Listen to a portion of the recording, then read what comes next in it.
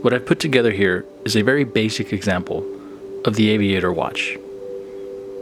A Type 2 flight scale dial, lightly aged, in a 42mm aged case. An onion-style crown, perfectly proportioned to the case. A dirty yellow mustard second hands. And 2 nicely aged copper-painted hands.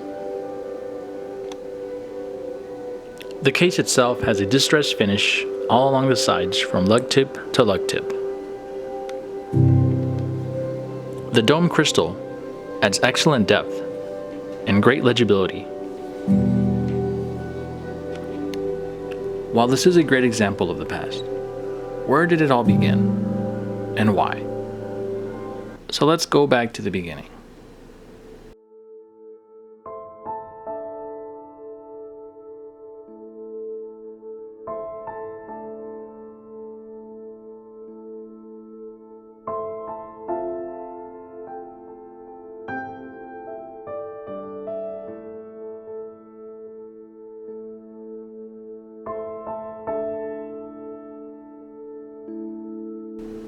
In the late 1930s, the Reichsluftfahrtministerium, or RLM, was responsible for aircraft development, and they sought a timepiece for their navigators. These timepieces would be property of the Luftwaffe, not the navigators. The navigator was issued the watch before his flight, and then returned the watch after his mission. These watches were big, 55mm to be exact, and they had to be to fit over the flight jacket. So all of the B-uhr watches, or observation watches, were regulated and tested to the highest chronometer standards. The initial Type A model had only an outer chapter ring, but the later Type B, starting in 1841, had an outer ring for minutes, seconds, and an inner ring for hours. 5 manufacturers, 4 German and 1 Swiss, supplied the B-uhr, or observation watch.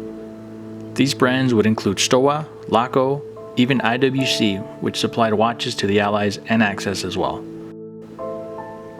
The Allies had brands such as Elgin and Omega supplying their aviators, but these designs were much simpler.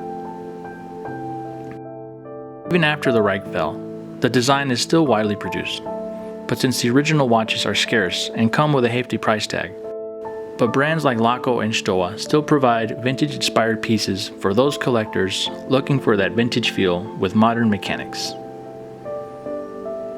The B-uhr concept remains a timeless design of reliability and simplicity, and while our pieces may never take to the sky, we still wear them with pride and purpose.